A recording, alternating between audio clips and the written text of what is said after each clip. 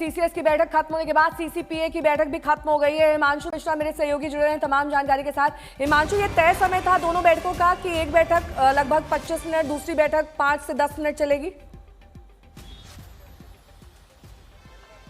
देखिए, बिल्कुल तय समय होता है, उसी दौरान जो है ये बैठकें होती है। 11:02 से जो है सीसीएस थी और उसके बाद जो है सीसीपीए की बैठक थी 11:20 से, और उसके बाद जो है सीसीए की बैठक है 11:30 बजे के करीब जो है जो कैबिनेट की फुल फ्लेज कैबिनेट की मीटिंग है वो शुरू हो जाएगी।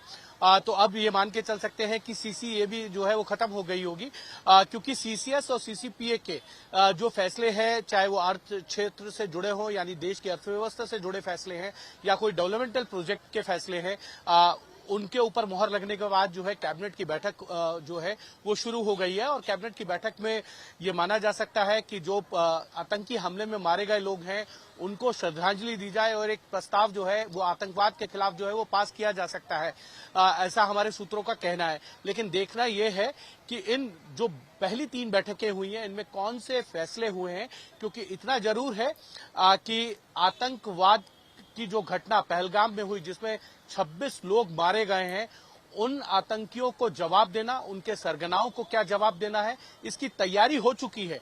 अब कब देना है ये तय किया जाना है। इसकी भी खुली छूट जो है वो सेना को दी जा चुकी है कि आप तय कीजिए किस तरीके से देना है, कौन से टारगेट होंगे, किस समय पे देना है, किस तारीख को देना है, खुली छूट है। लेकिन कैबिनेट के अंदर एक अप्रूवल होना होता है, सीसीएस का, सीसीपीए का और सीसीईए का। वो अप्रूवल्स देने की जो प्रक्रिया है वो पूरी हो चुकी है। अब सेना को तय करना है उनको कब जो है सैन्य कार्रवाई करनी है उन ठिकानों पे जहां आतंकी रहते हैं या उनके सरगना रहते हैं, जहां उनकी ट्रेनिंग चलती है। ये सब चीजें जो है अब सेना को तय करनी है। लेकिन इतना जरूर 2016 के अंदर जब सर्जिकल स्ट्राइक हुई थी तो सर्जिकल स्ट्राइक जितनी देर चली, प्रधानमंत्री नरेंद्र मोदी जो है खुद रक्षा मंत्रालय में मौजूद थे।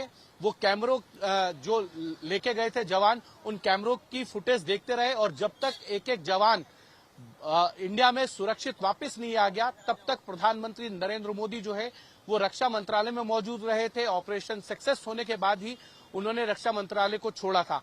और पुलवामा के घटना के बाद एयर स्ट्राइक हुई, सब जानते हैं, लेकिन इस बार उससे बड़ा जो है वो जवाब दिया जाएगा जिससे इस तरीके की घटना आतंकी दोबारा ना करे। क्योंकि प्रधानमंत्री नरेंद्र मोदी ने बिहार के अंदर इस बात की घोषणा की थी कि जो उन्होंने सोचा है उससे ज्यादा जवाब जो है वो दिया जाएगा आतंकियों को। उनकी बची कुची जमीन भी जो है वो खिसका दी जाएगी। क्योंकि देखिए, और जब एयर स्ट्राइक हुआ, सर्जिकल स्ट्राइक हुआ, ये तो यहां समझ में आया कि भारत अब बदला हुआ भारत है और भारत अब मुंहतोड़ जवाब दे रहा है।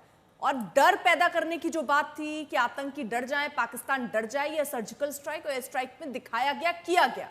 लेकिन वो डर दिखा नहीं है। आतंकवाद अभी भी वो पाल पोस रहा है पाकिस्तान और रह रहकर यहां पर हमले भी करवा रहा है। भारत की अब जो मीटिंग चल रही है, क्या वो इस लिहाज से ही है कि अब एक बार में सब खत्म करना है, आतंकवाद को ही जड़ से खत्म करना है? अगर संकेतों को हिमांशु समझे तो क्या ये इसी तरफ इशारे करते प्रधानमंत्री का ये बयान कि आतंकवाद को खत्म करना है, सेना को खुली छूट की बात करनी, समय सीमा और क्या टारगेट होगा वो सब सेना को छूट दे देना, क्या ये इसी तरफ संकेत दे रहे हैं?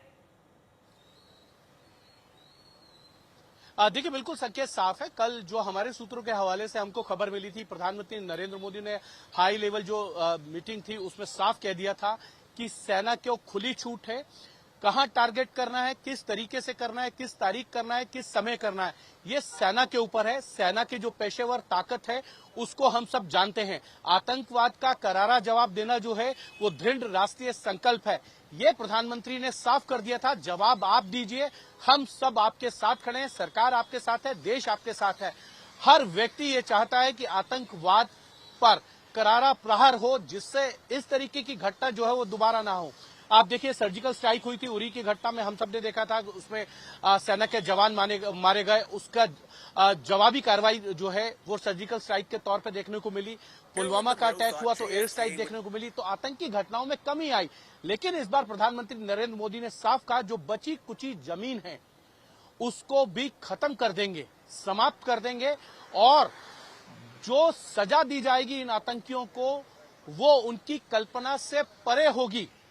तो जो सोचा होगा सजा उससे ज्यादा बड़ी सजा या उससे कड़ा जवाब जो है वो दिया जाएगा आतंकियों को।